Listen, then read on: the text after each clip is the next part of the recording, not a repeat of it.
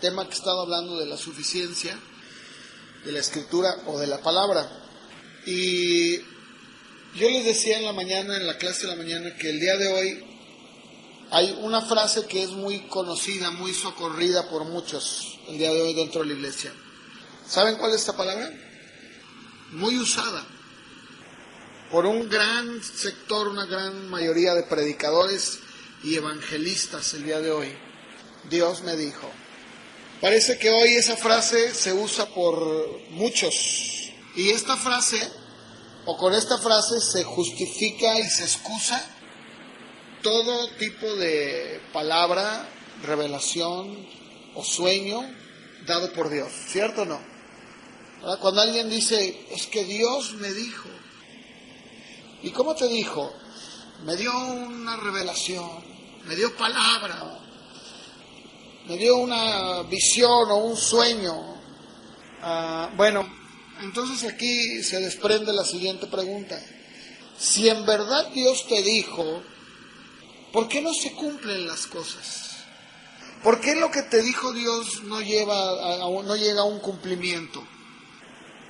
¿Será que en verdad Dios te dijo? Bueno, vamos a ver qué dice la Biblia. En Primera de Samuel, capítulo 15, fíjense lo que dice, está hablando Samuel, le está hablando nada menos que al rey Saúl, y le dice, mira Samuel, pues Dios ha quitado el reino de tu mano y se lo ha dado a alguien mejor que tú.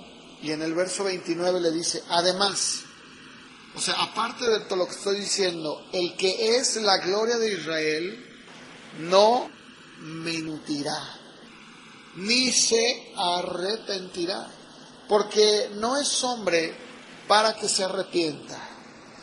En otra escritura dice, ni hijo de hombre, ¿verdad? Dice, no es hombre para mentir, ni hijo de hombre para que se arrepienta. Ahora, ¿qué le estaba diciendo aquí Samuel? Algo muy, muy elemental, muy importante, muy básico. ¿Qué es? Que Dios no miente. Entonces, la pregunta que yo hago es esta. Si Dios no miente, ¿por qué entonces se dice que Dios les dice y no se cumple? Miren, vamos a ver un ejemplo en Éxodo capítulo 9, empezando desde el verso 1. Esta es una de las muchas escrituras, porque hay varias, donde dice que Dios le dice a Moisés, entra a la presencia de Faraón, fíjense, dice, entonces Jehová le dijo a Moisés, ¿sí estamos de acuerdo? Dice así. O sea, Dios le dice a Moisés, entra a la presencia de Faraón y dile, Jehová, el Dios de los hebreos, dice así, deja ir a mi pueblo para que me sirva. Porque si no lo quieres dejar ir y lo detienes aún, he aquí la mano de Jehová estará sobre tus ganados que están en el campo, caballos, asnos, camellos, vacas y ovejas, con plaga gravísima.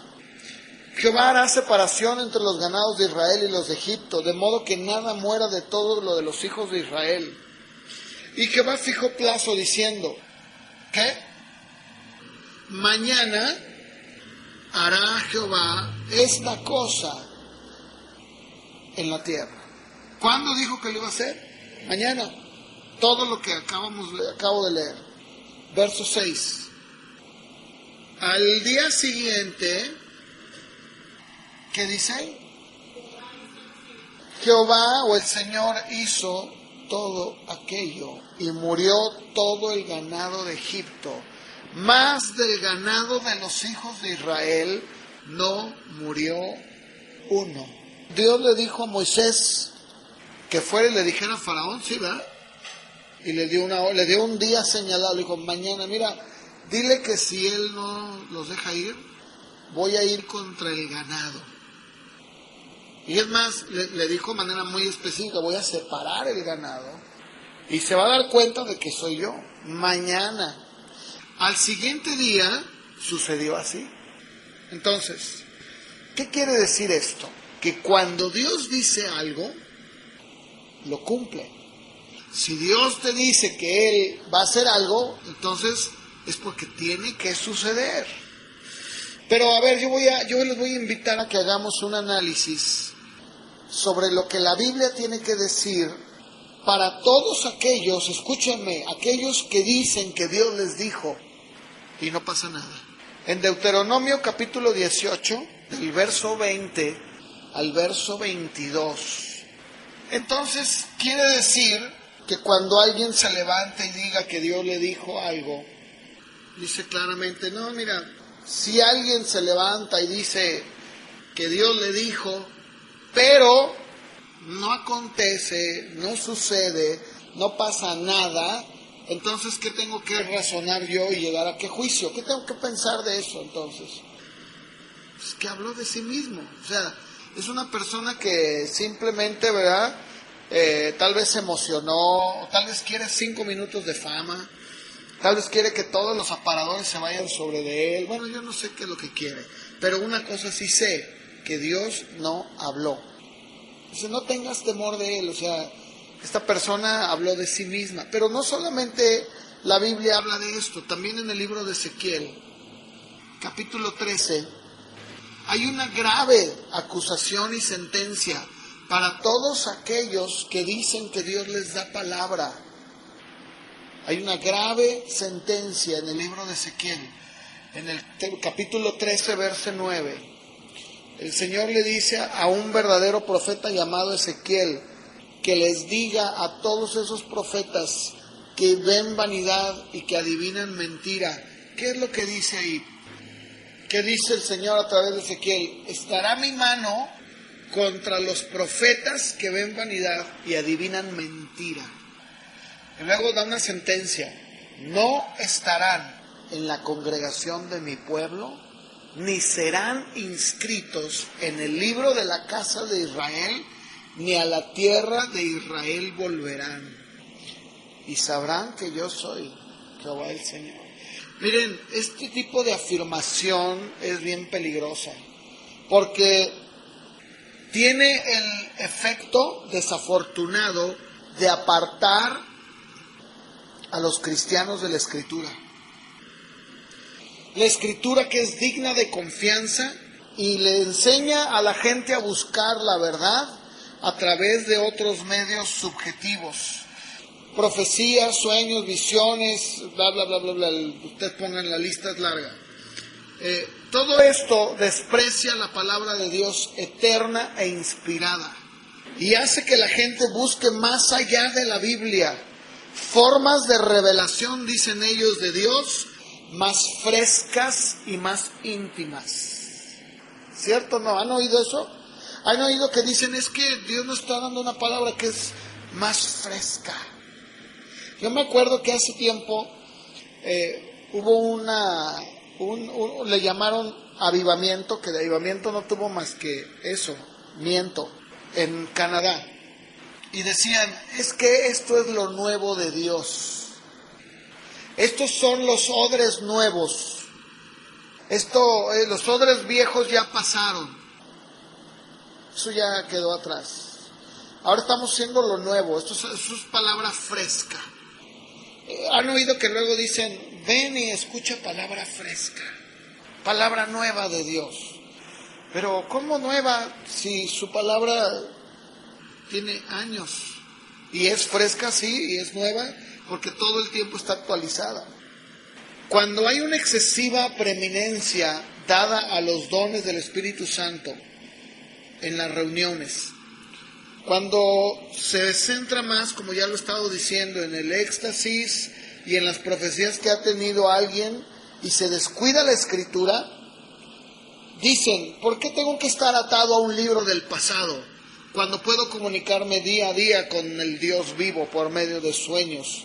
Pero este punto es muy peligroso, porque fuera del control constante de la revelación escrita en la palabra de Dios, nos vamos a ver sumergidos en una subjetividad. Aunque sean las mejores intenciones, se hunde uno rápidamente en desviaciones, en iluminaciones, en exaltaciones. La palabra es bien clara en Deuteronomio capítulo 4, verso 2. Por favor, acompáñenme. ¿Qué dice Deuteronomio? En sí, ¿qué es lo que está, la esencia de esta escritura? ¿qué es lo que es? ¿Ah? Dice, ni le añadas, ni le quites, sino que guarda tal como están escritos. Pero no es el único lugar. Apocalipsis capítulo 22, que es el último libro del canon, el último libro que se cerró, que fue Apocalipsis, en el capítulo 22, en el verso 18 y 19, ¿qué dice el apóstol Juan? Es el último libro, ¿estamos de acuerdo? Se cierra el canon con Apocalipsis, ya se cerró, ya, no más. Y escuchen ustedes la advertencia tan severa de Juan. Una vez más, ¿qué es lo que el apóstol Juan está diciendo? En esencia, dice, miren, doy testimonio de que todo el que oye estas palabras de este libro, si alguno le añade o le quita, las plagas van a venir sobre él. Y Dios va a quitar su parte en el libro de la vida. ¿Verdad que no es cosa fácil? El día de hoy todo este tipo de hombres que están en la iglesia hablando y diciendo que Dios les dio una revelación, que Dios les dijo, lo único que están añadiendo a su vida no es más que condenación eterna, juicio sobre sus vidas. ¿Por qué? Porque están diciendo que Dios les está dando una nueva revelación aparte de la escrita, diciendo algo que Dios no ha dicho, porque no se cumple, no es cierto lo que están diciendo. Hay una idea dentro de la iglesia pentecostés que se le llama la inspiración continua o la revelación actualizada. ¿Qué quiere decir esto? ¿Qué significa? Esto quiere decir que Dios sigue hablando y dando dirección equiparada a la misma palabra de Dios.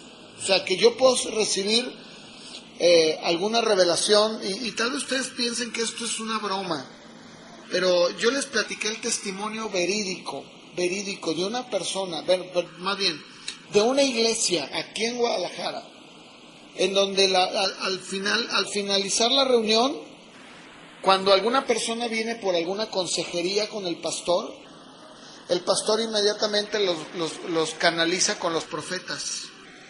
Y le dice, mira, a mí no me digas, mira, allá están los profetas. Pregúntale al profeta que él te dé palabra.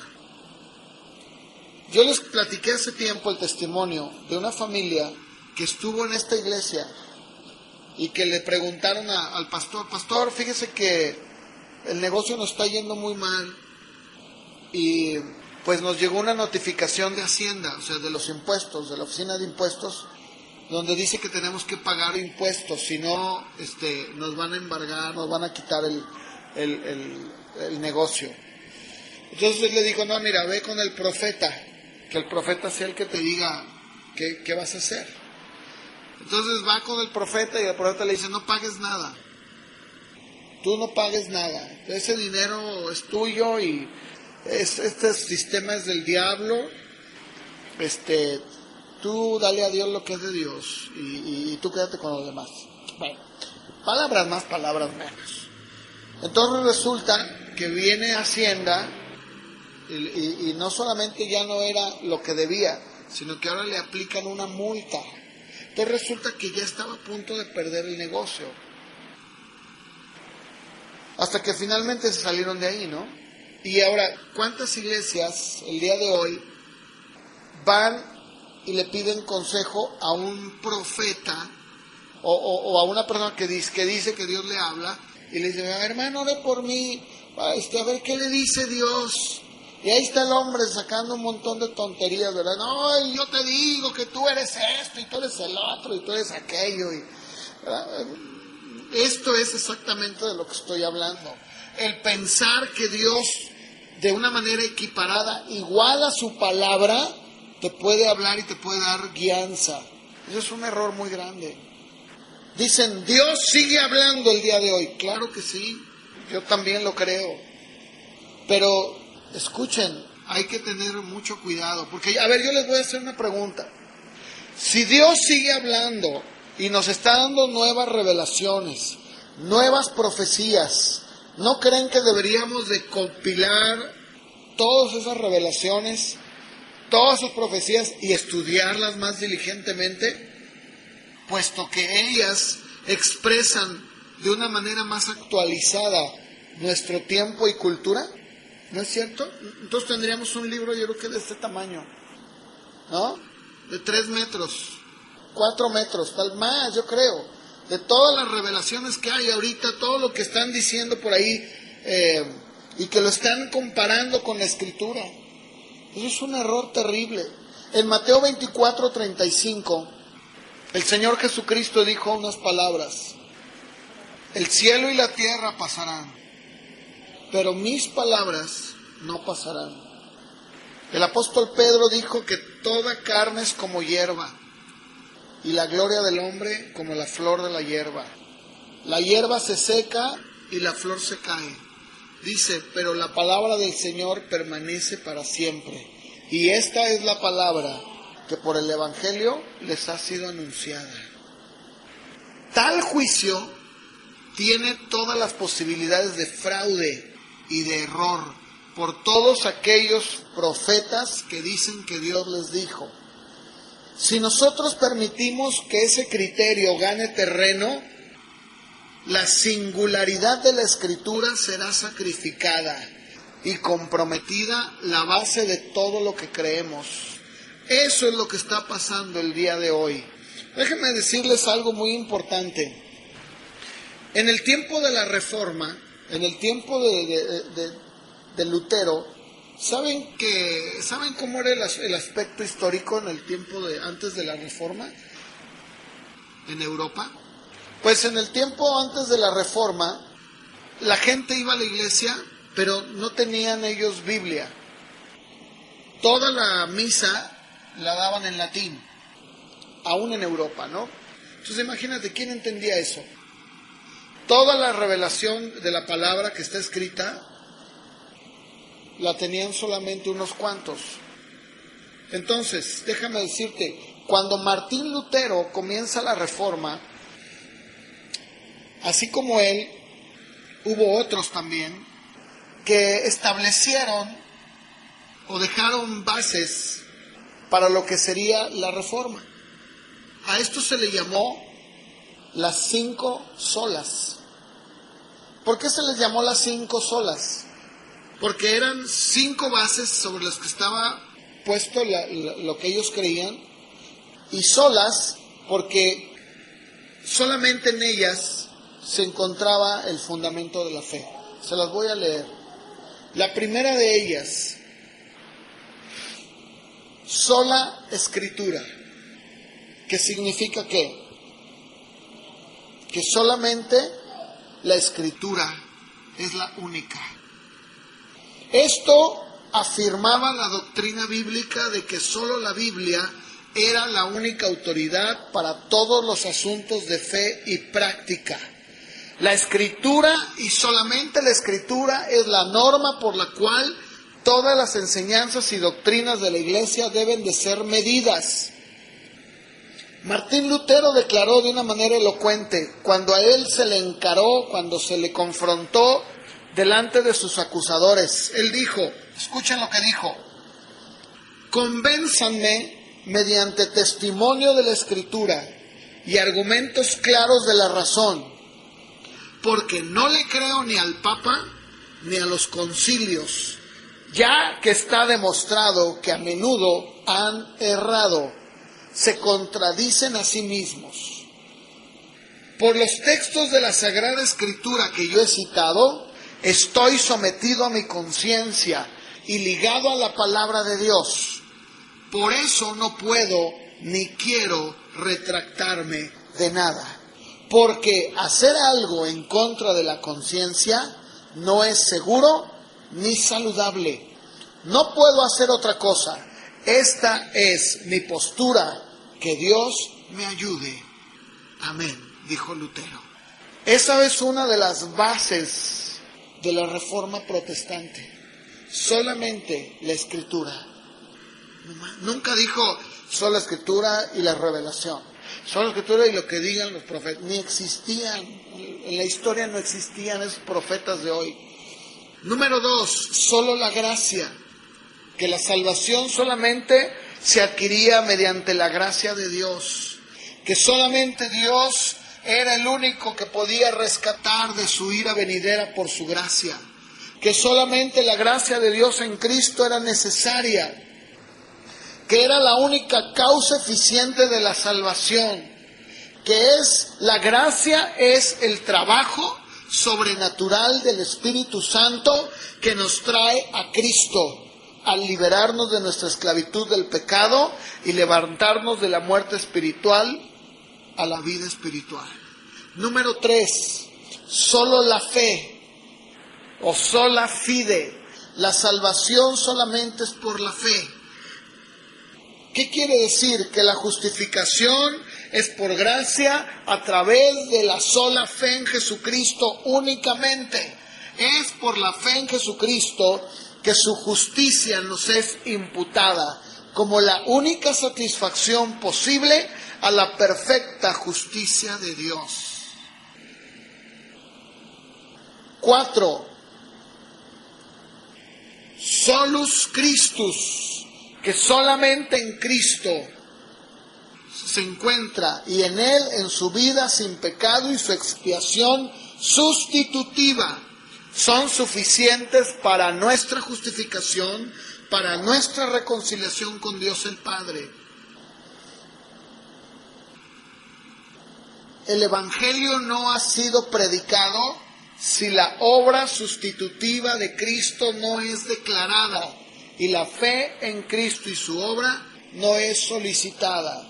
Número 5, soli Deo gloria, solo a Dios la gloria. Este es el número 5. ¿Esto qué decía? Que la salvación es de Dios, que ha sido realizada solamente por Dios para su gloria. Afirma que como cristianos debemos glorificarle siempre y vivir todas nuestras vidas ante la presencia de Dios, bajo la autoridad de Dios y para su gloria únicamente.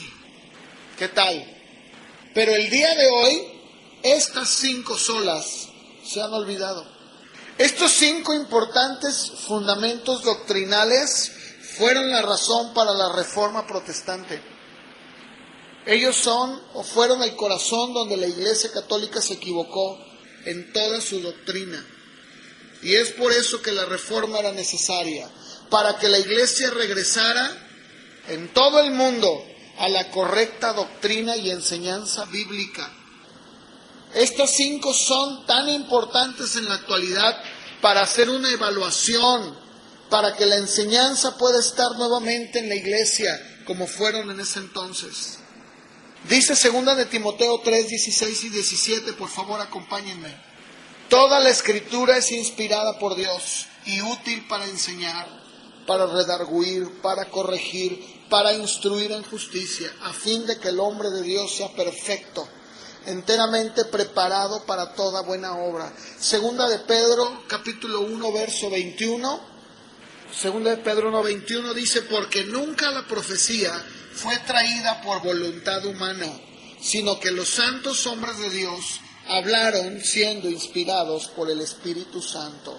El diccionario Webster, que es uno de los diccionarios, de los mejores diccionarios, define así inspiración: es la influencia sobrenatural del Espíritu de Dios ejercida sobre la mente del hombre. Influencia que capacitó a los profetas, apóstoles y escritores sagrados para exponer la verdad divina sin mezcla ni error. Por su parte, el diccionario Espasa Calpe dice así: intimación que Dios hace al escritor sagrado para que éste escriba acerca de una determinada materia, junto con una asistencia especial para que no yerre en su exposición. Es el poder que el Espíritu Divino ejerce en los autores de las Escrituras para guiarlos aún en el empleo de vocablos que deben de usar y preservarlos de todo error u omisión.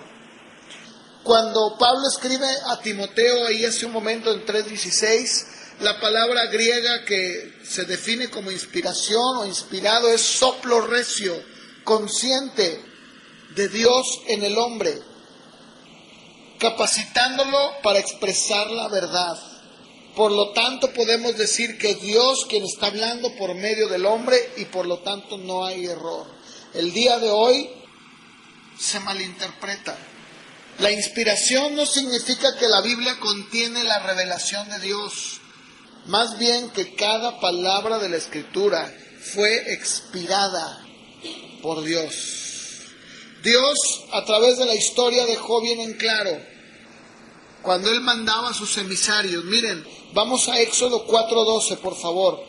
Vamos a ver algunos ejemplos de personas a las que Dios mandó como sus emisarios. Y escuchen cómo nunca jamás los envió y les dijo, ve y diles lo que se te ocurra.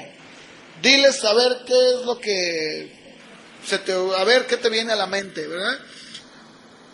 El primero de ellos fue Moisés. Escuchen lo que dice en Éxodo 4:12. Cuando Dios envía a Moisés, ¿qué le dice a Moisés? En Éxodo 4:12. Ve y diles lo que se te ocurra, ahí lo que tú creas, ¿verdad? Lo que te imagines. Dice, ve, yo estaré con tu boca, ¿no? Y te enseñaré lo que hayas de hablar. ¿Dónde está el error? ¿Dónde está la suposición? ¿Dónde está la intuición? ¿Dónde está el me imagino, el creo, yo? No, a ver, Moisés, ¿quién te mandó? Creo que me mandó Dios. Dice, no, ve y yo estaré con tu boca y te voy a enseñar lo que has de hablar. Jeremías capítulo 1, verso 7. Dice, Jehová me dijo, Dios lo llama Jeremías, dice, no, Señor, yo soy un niño. Cuando dice niño no está refiriéndose a un niño, ¿verdad?, chiquito, sino a un jovencito. Dice, no, ¿cómo dice ahí? Es que la palabra hebrea se refiere a un adolescente, jovencito. Dice, no digas, soy un jovencito, no sé. No, ahora, verso 9, ahí mismo. ¿Qué puso en su boca? Sus palabras. No le dijo, ve y dile lo que, ¿verdad?, ahí lo que se te ocurra, ¿verdad? Dice, ve, digo, dice, extendió su mano el Señor, tocó mi boca y me dijo, he puesto mis palabras en tu boca. Mis palabras en tu boca. A Ezequiel también se lo dijo. Ezequiel capítulo 3, verso 4. ¿Cuál es la orden que Dios le da a Ezequiel? Con mis palabras. Dice, mira, hijo de hombre, ve, entra a la casa de Israel y háblales a ellos. ¿Con qué? Con mis palabras. Verso 10.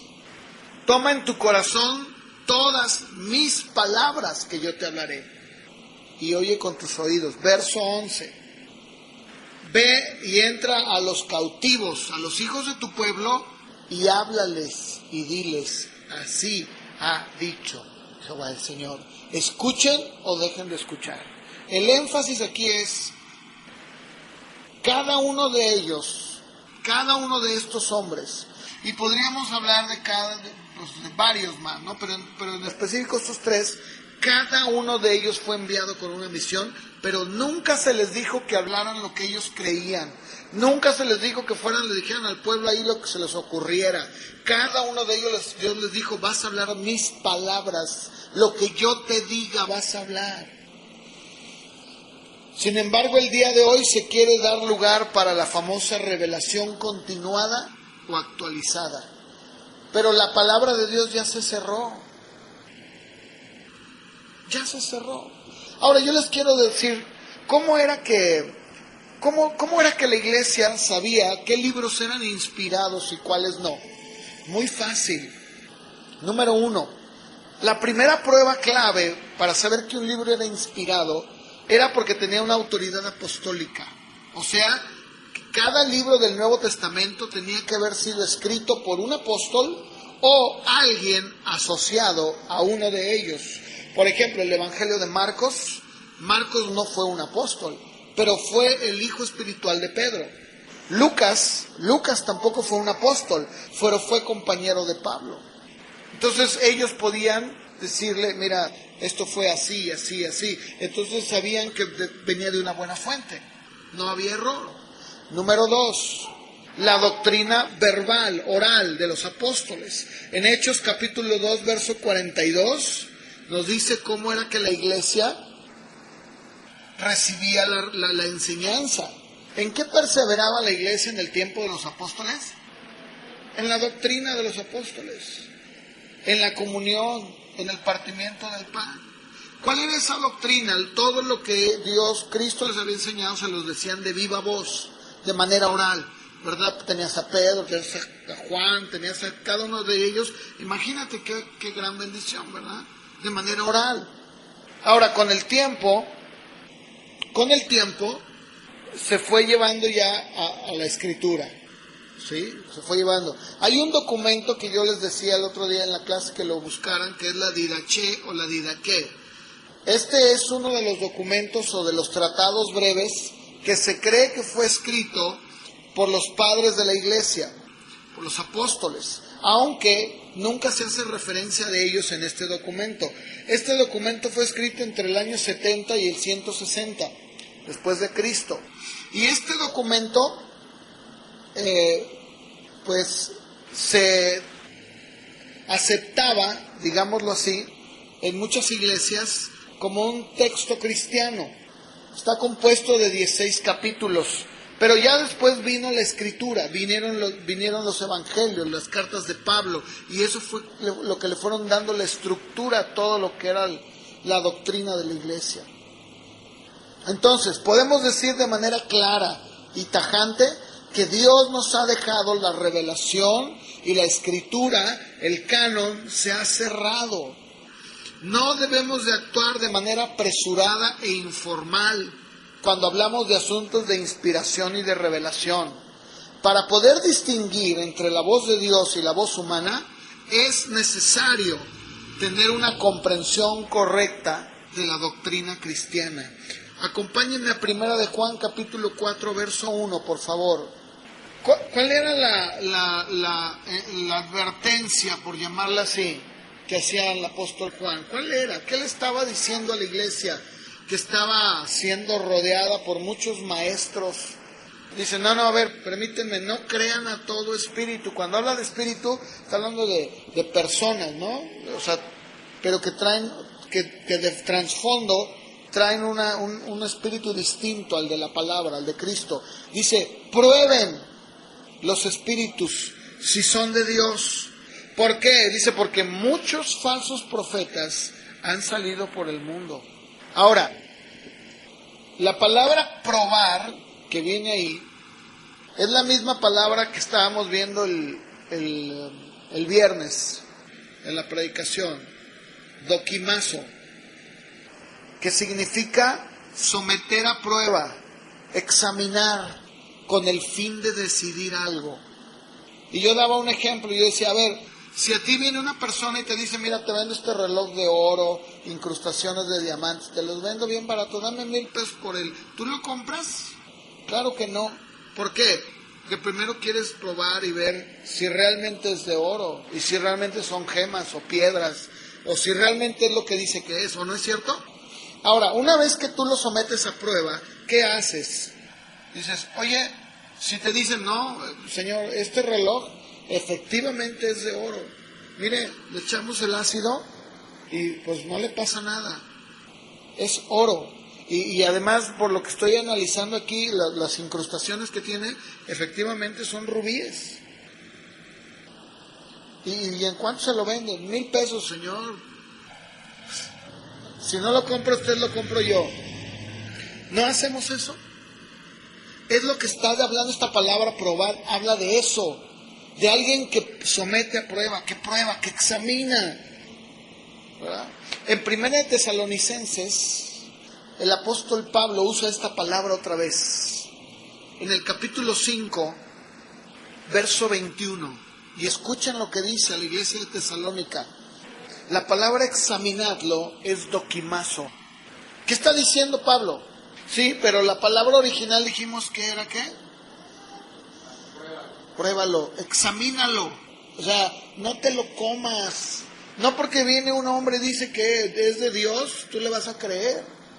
No porque dice que Dios lo llevó al cielo y lo paseó y lo mató vio los ángeles. No, por favor, no lo creas. Examínalo, dice Pablo, doquimazo, examínenlo, pruébalo, todo. Y luego da otra sentencia, ¿no? Retén lo bueno.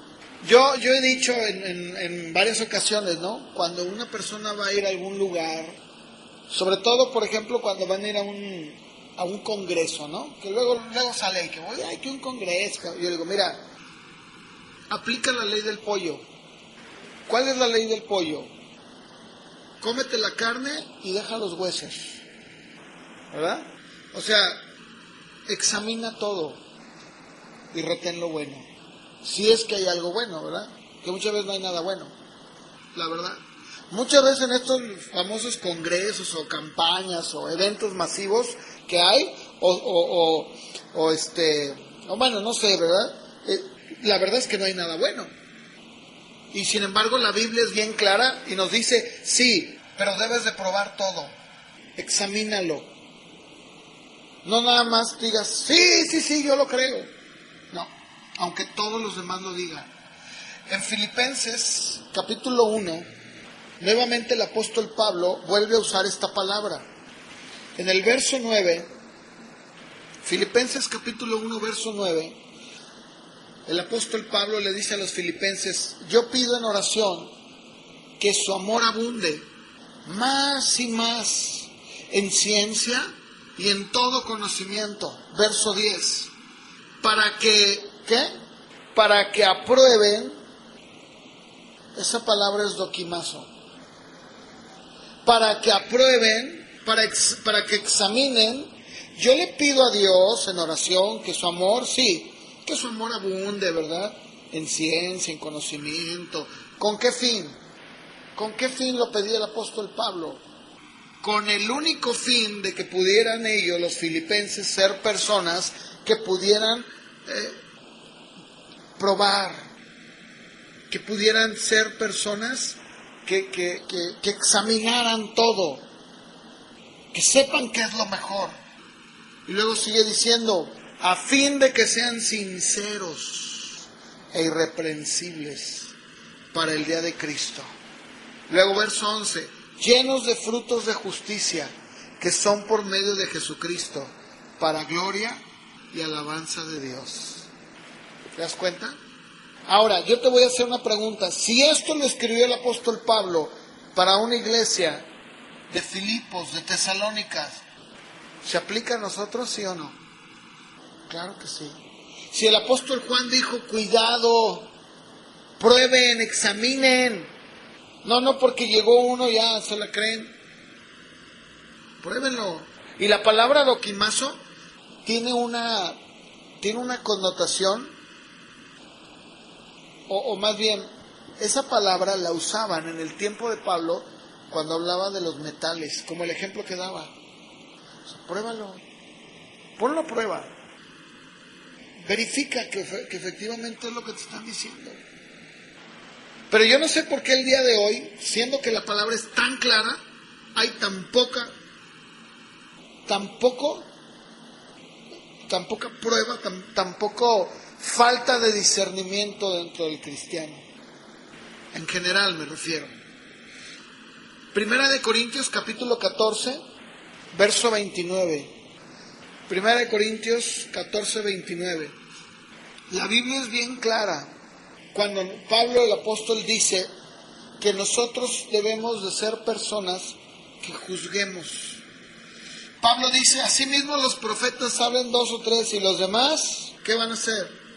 Juzguen. La palabra juzguen que usa Pablo es diacrino.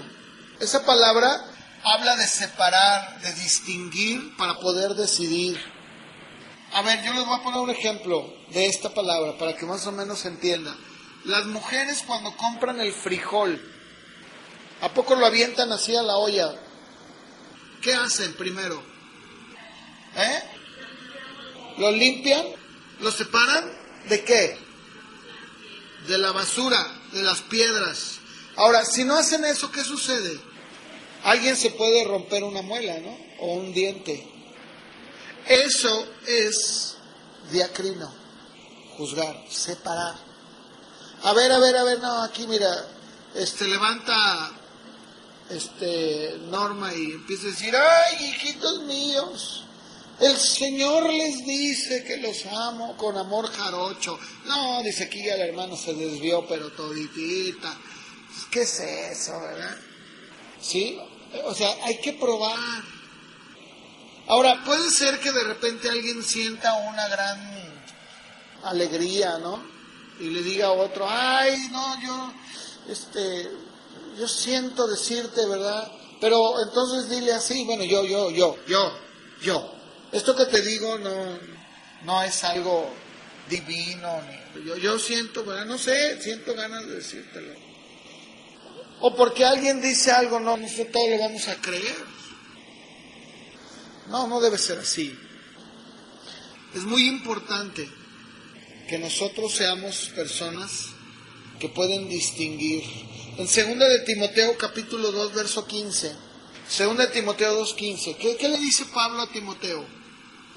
¿Cuál es el consejo que le da Pablo a Timoteo? Claro, en primer lugar le dice, primero, que seas un hombre íntegro, o sea, que nadie tenga nada que decir de ti, ¿verdad? Que no te avergüenzas de nada. Ching, ahí llegó llegó este cuate, no, espérame, me voy a esconder, ¿verdad? O llegó el vecino con el que me peleé la otra vez, pues, ¿qué es eso? Es lo primero. Y en segundo lugar, ¿qué le dice? Que sea un hombre que sabe trazar bien la palabra de verdad. ¿Sí se dan cuenta? Eso es el consejo que Pablo le da a Timoteo. Le dice, mira, Timoteo, tú procura con diligencia presentarte a Dios aprobado. O sea, alguien que no tiene nada de qué avergonzarse, ¿verdad? Nada. Y luego, número 2, que usa bien la palabra de verdad. Esa palabra que dice ahí y que enseña, ¿verdad? Con claridad, que enseña bien el mensaje de la verdad. Miren, acompáñenme al libro de Esdras. Esdras capítulo 7, verso 6. Yo quiero que vayamos leyendo algunos versículos de Esdras. Para aquellos ¿cuántos han leído Esdras? A ver, levanten la mano. Porque por eso llega cualquier hijo de vecino y les dice que es Jesucristo encarnado y lo creen, ¿verdad? Cualquiera llega y dice que es Juan Bautista y todo el mundo está ahí diciéndole. Porque es una verdad. Miren, el día de hoy el cristiano no debe ser ignorante en la palabra de Dios. No debe serlo. Es más, eso fue el problema de la Reforma. La Reforma vino a darle un giro a Europa, porque la gente vivía de ignorancia. O sea, la gente no sabía ni leer ni escribir, y obviamente eso era favorable para la Iglesia Católica. ¿Por qué? Pues le decían, pues es que Dios dice, bueno, pues el señor cura dice que así dice. Y Lutero dijo, no, permítanme. Lutero fue el primero que le dio al pueblo alemán, en su idioma, la Biblia. Dijo, ahí está. Fue el primer libro impreso por Gutenberg. El primer libro que se imprimió en la historia fue la Biblia. Y créeme que eso vino a darle un giro completo. Porque la gente empezaba por sí misma, no por lo que decía el señor cura, a ver las verdades del Evangelio. Decían, no, señor cura, tome chango su banana. Usted no está mintiendo. No, ¿cómo? Ahí dice. ¿No es cierto? Y hoy en día, por eso yo leí hace un momento, estamos volviendo al tiempo del oscurantismo, a la Edad Media, ya que está todo sombrío. ¿Por qué? Porque hay una ignorancia, porque no se lee, porque no leemos la Biblia, no conocemos. Miren, Esdras fue uno de los reformadores del pueblo judío.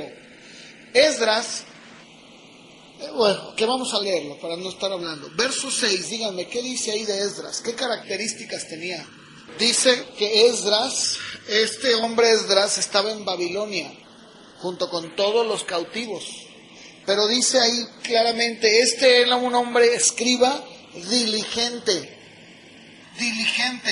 en la ley de Moisés, que Jehová Dios de Israel había dado. ¿Sí o no?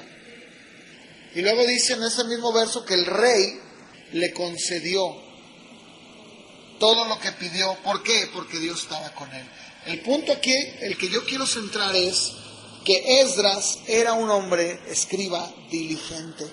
¿Qué es alguien diligente? Alguien que tiene prontitud, alguien que tiene presteza, alguien que es rápido, ágil, o sea, alguien que está ahí, ¿verdad? Pronto. Alguien diligente, alguien que está, sí, ¿qué quiere que haga? Aquí estoy. ¿Verdad? Oye, quiero que vayas a la base. Ah, sí, ahorita voy. Nada más espérame tanto. No, ese no es un diligente. Es una persona negligente. ¿Verdad? Dice que él era diligente. O sea, ágil, rápido, presto. ¿Para qué? La ley de Moisés. ¿Se dan cuenta? Luego, seguimos leyendo. Verso 10. Estamos leyendo algunos aspectos de Esdras. ¿Qué dice ahí de Esdras? Verso 10.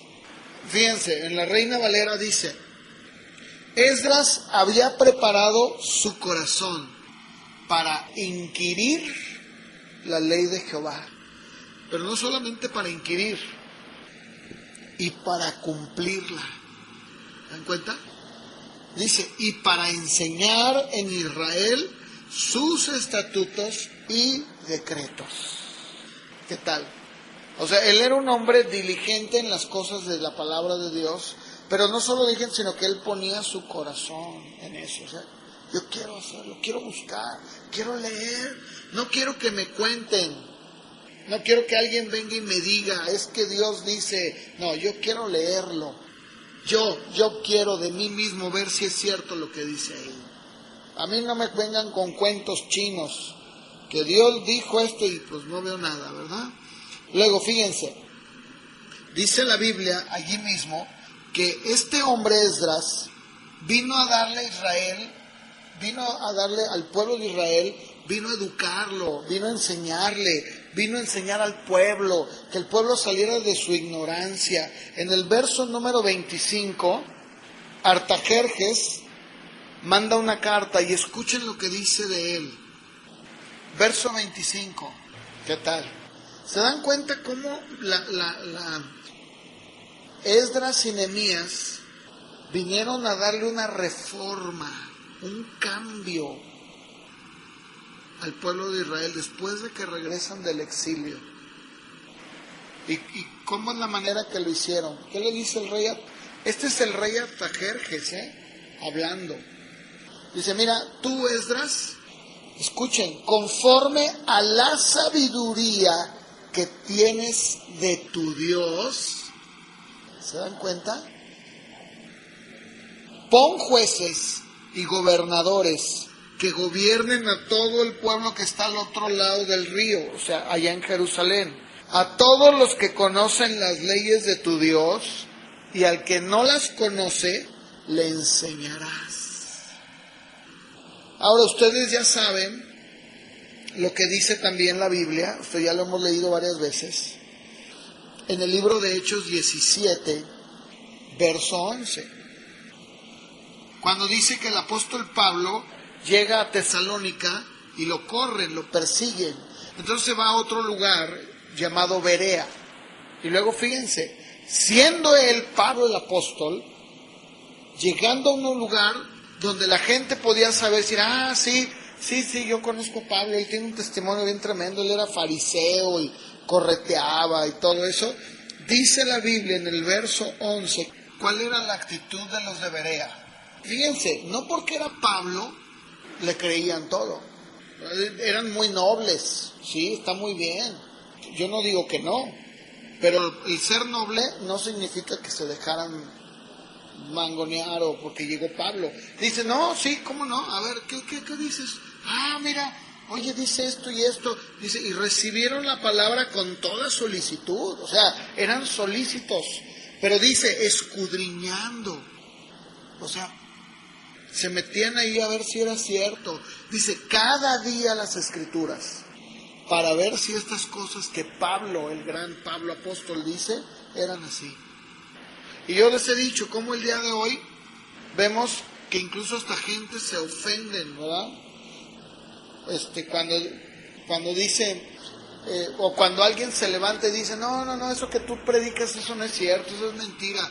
¡Ay, estás hablando contra el siervo de Dios!, ¿verdad? Por favor. ¿Saben que en la iglesia cristiana no hay, no existe rango? Eso era el problema que había en la iglesia antes de la Reforma, donde había obispos y cardenales y sacerdotes, y tenían ahí, como el día de hoy. Eso se terminó. El Señor Jesucristo dijo, el que quiera ser el mayor entre ustedes, debe ser el menor. Y el que quiera estar sobre los demás, debe servir a los demás. O sea, eso no es bíblico. El que una persona se ponga encima de los demás, diga, yo soy el que está sobre todo.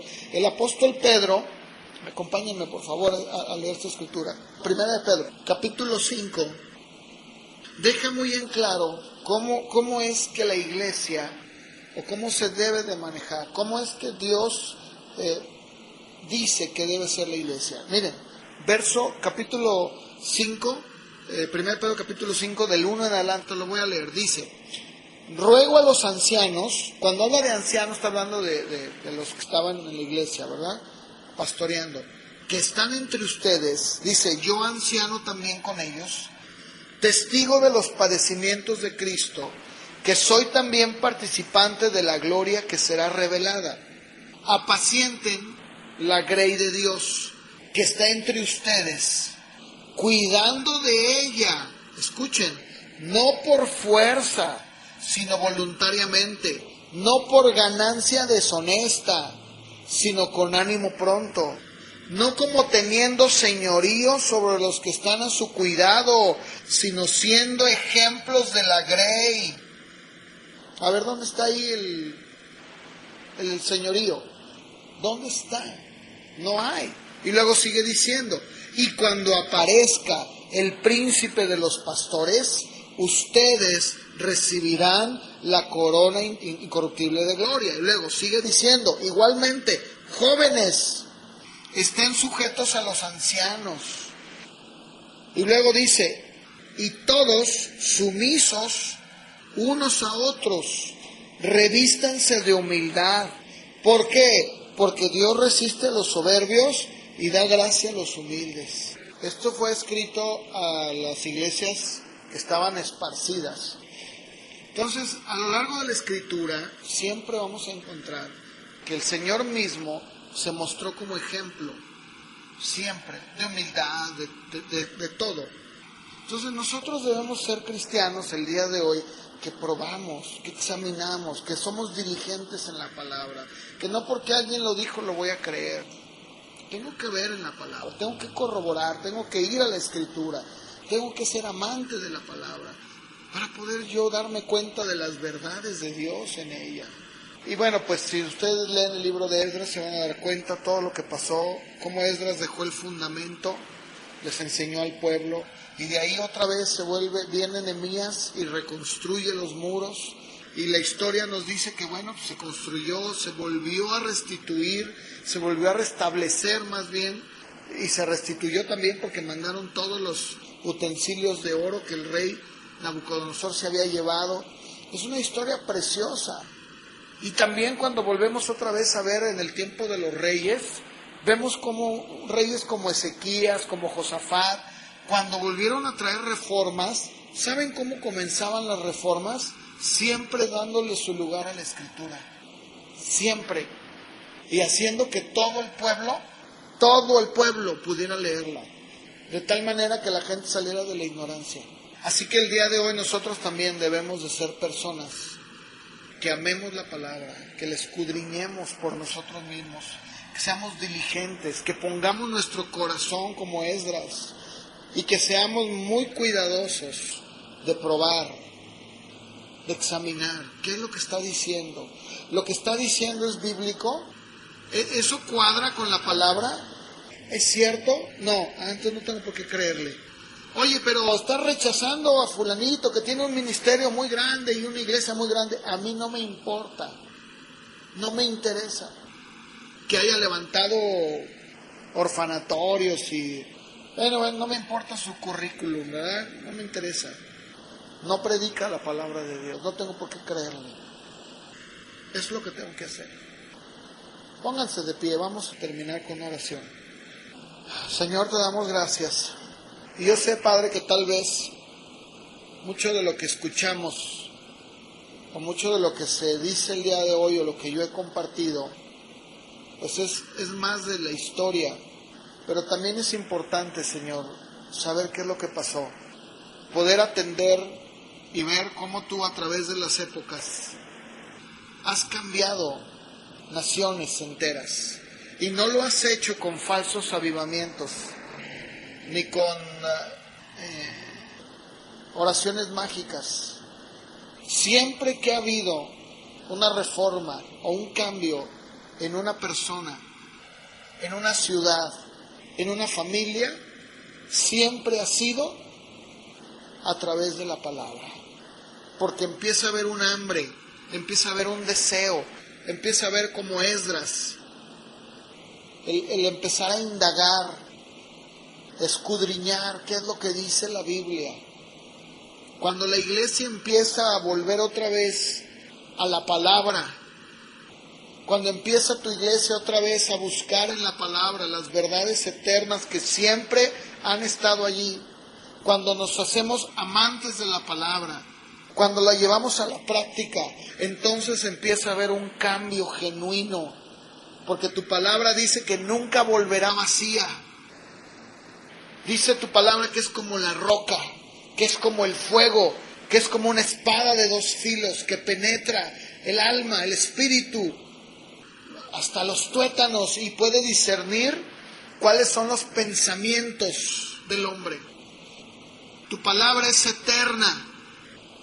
Señor, no necesitamos recurrir a ninguna profecía o a ningún sueño, revelación o palabra que alguien dice que le diste. Tenemos la palabra profética más segura, la que cambia, la que transforma las vidas, Señor. Esa es la palabra que tenemos que atender, a la que tenemos que leer, a la que tenemos que, Señor, ser diligentes en buscarla, en atenderla. No hay otra. Porque cuando la gente nos pregunte acerca de nuestra fe, podamos entonces decirle con todo el conocimiento de causa qué es lo que tú dices en tu palabra. Ese es el poder de Dios. La palabra dicha de manera correcta y predicada de manera correcta, cambiando las vidas, las mentes, las almas, el corazón del hombre, volviéndolo hacia ti. Ese es el poder del Evangelio. Y no, Señor, el grito y tantas cosas que el día de hoy se ven en la iglesia. Ayúdanos, Señor, a volver otra vez a la palabra, a regresar a la palabra, que sea nuestro fundamento eterno en nuestra vida, Padre. Ayúdanos a ser cristianos que prueban, que examinan, que no se dejan guiar solo porque alguien dice. Ayúdanos, Señor, a defender tu palabra también. Te lo pedimos, Padre, en el nombre de Jesús. Amén.